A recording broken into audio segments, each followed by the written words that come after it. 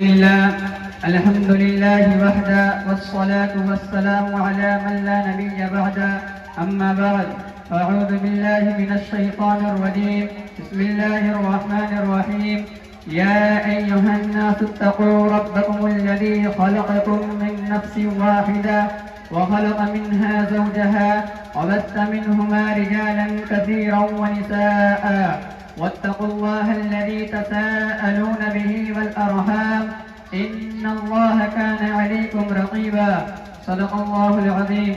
میرے محترم بزرگوں، بھائیوں، دوستوں، جناب محمد رسول اللہ صلی اللہ علیہ وسلم کو اس دنیا میں آنے سے پہلے اس پورے عالم انسانیت پر ضلالت و جہالت، شرک و کفر کی سیاہ چادر لپٹی ہوئی تھی. فضائے کائنات پر نفرت و عداوت کی گٹا تاریخ چھائی ہوئی تھی. ہر طرف دشمنی و عداوت کے شعلے بھڑک رہے تھے. ایک انسان دوسرے انسان کی جان لے لینا کوئی گناہ نہیں سمجھتا تھا. بھائی چارگی اور اخوت و محبت کے سنہرے اور خوبصورت الفاظ اس حروف معاشرہ سے بالکل غائب ہو چکے تھے. وَلَوْ کہا جائے کہ انسانی قلب فَهِيَ كَالْحِجَارَةِ وَشَدُّ قَسْوَةٍ کا مقصد بن چکا تھا. اور قرآن حکیم کے الفاظ أُولَئِكَ كَالْأَنْعَامِ بل ہم اول ان پہ پورے کے پورے صادق آ رہے تھے. اب پورا معاشرہ، پوری انسانیت بلکہ پوری دنیا تباہی و بربادی کے کنارے پر کھڑی کپکپا رہی تھی. کمزوروں کو ظلم و ستم کے پہاڑ توڑے جاتے تھے اور عورتوں کو جانور سے بدتر سمجھا جاتا تھا. اگر کسی کے یہاں کوئی بچی پیدا ہو جاتی اور انہیں یہ بتایا جاتا کہ اللہ تعالیٰ نے آپ کو بیٹی عطا فرمائی ہے تو ان کے چہرے پر نفوست اور بدبختی کی سیاہی پھیل جایا کرتی تھی. پورا گھر جہنم بن جاتا تھا. وہ لوگ مارے شرم و حیا کے اپنے گھر سے اس لیے باہر نہیں نکلتے تھے کہ لوگ کیا کہیں گے کہ بچی کا باپ بن گیا. وہ اپنی شرم کو چھپانے کے لیے اس وقت تک چین سے نہیں بیٹھتے تھے جب تک اس بچی کو زندہ درگور یا قتل نہ کر دیں. میرے بھائیوں، بعض گھرانوں کا یہ حال تھا کہ جب بچی 5-6 سال کی ہو جاتی تو سنگ دل باپ اسے اچھے کپڑے پہنا کر خود بستی سے باہر لے کر جاتا تھا. جہاں پہلے سے ایک گہرا گڑھا کھود آتا تھا، اس گڑھے کے کنارے وہ بچی کو کھڑا کرتا اور پیچھے سے دھکا دیتا. وہ بچی گرتی اور اپنے باپ سے مدد طلب کرتی، لیکن وہ ظالم باپ اپنی بچی کی ایک نہ سنتا اور اوپر سے اسے اس گڑھے کے اندر کر کے چلا آتا تھا. میرے دوستو، آپ ذرا غور کریں کہ اسلام سے پہلے اس طرح ایک سنگ دل باپ اپنے نور چشم کو اپنے ہاتھوں سے زندہ دفن کر دیتا تھا.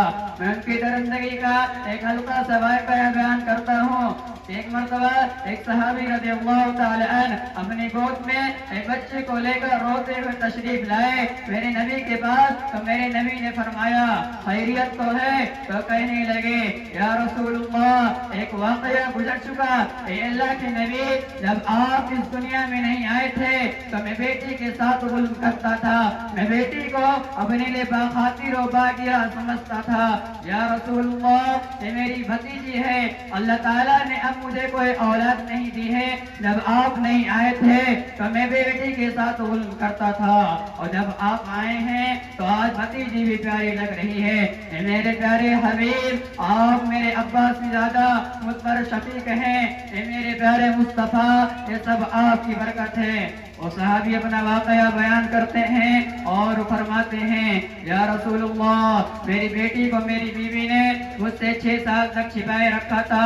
ایک دن میں آنگن میں بیٹھا ہوا تھا، ایک بچی مجھے غور سے دیکھ رہی تھی اور آہستہ آہستہ میرے قریب آتی ہے اور میرے سینے سے سمٹ جاتی ہے اور روتی ہے اور کہتی ہے ابا جان، 6 سال ہو گئے میں ابا کے ہوتے ہوئے لاوارث اور یتیم ہوں. ابا جان، میں آپ کی بیٹی ہوں، اب میں بڑی ہو چکی ہوں، پانی کا گھڑا اٹھا لیتی ہوں، جھاڑو بھی لگا لیتی ہوں. ابا، اب میں تو بڑی ہو چکی ہوں.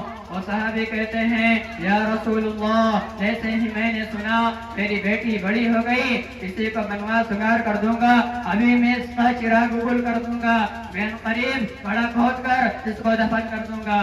یا رسول اللہ پھر وہ بیٹی میرے ساتھ کئی دن تک کھانا کھاتی رہی مگر دل میں وہی جہالت کی نفرت اور خیال تھا۔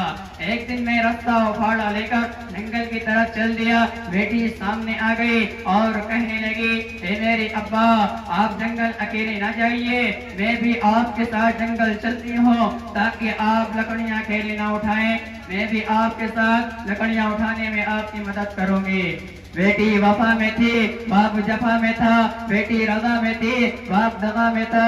وہ صحابی کہنے لگے یا رسول اللہ میری بیٹی بھی میرے ساتھ ہو گئی اور ہم دونوں چل دیے۔ چلتے چلتے ایک ایسی جگہ پر پہنچے جہاں ہمیں کوئی نہیں دیکھ رہا تھا، تو میں نے وہیں گڑھا کھودنا شروع کیا، اور جب میں نے گڑھا کھود رہا تھا تو میرے چہرے اور میرے بالوں پر جو مٹی کے گرد و غبار پڑتے، وہ بچی دوڑ کر آتی اپنا دوپٹہ نکال کر میرے سر کے بالوں کو اور میرے چہرے کو صاف کرنے لگتی اور روتی اور کہتی اے میرے پیارے ابا آپ اتنا تکلیف کیوں اٹھا رہے ہیں، یہ پھاوڑا مجھے دے دیجئے میں کھودتی ہوں۔ لیکن اس معصوم بچے کو کیا پتا کہ یہ ظالم تیرے لیے کھود رہا ہے۔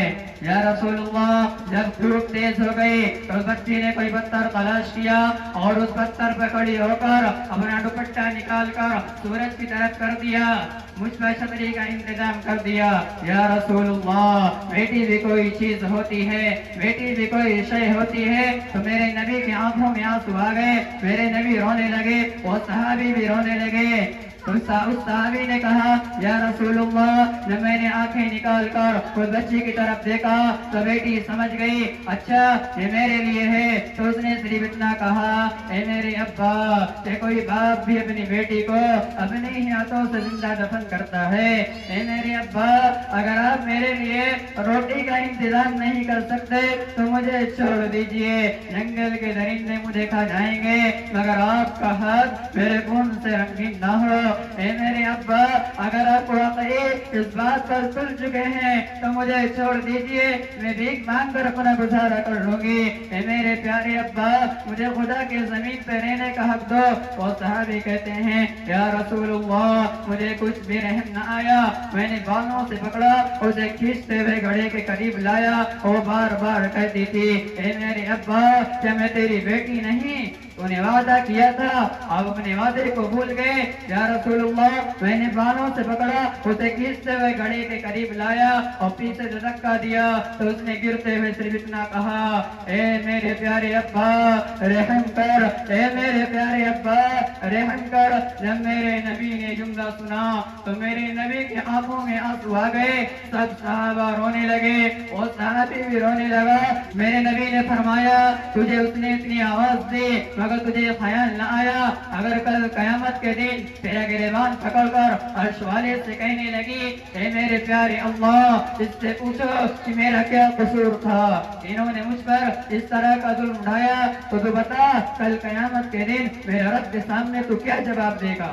وہ صحابی رونے لگے اور کہنے لگے یا رسول اللہ بس یہی تو بتانے آیا تھا کہ جب آپ اس دنیا میں نہیں آئے تھے تو یہ ہمارے کارنامے تھے، یہ ہماری کرتوتیں تھیں، اور جب آپ آئے ہیں تو آج ہم ایسے ہیں۔ اے میرے پیارے حبیب آپ میرے ابا سے زیادہ مجھ پر شفیق ہیں، آپ پر کروڑوں بار درود پڑھتا ہوں کہ آپ نے ہمیں انسان بنایا۔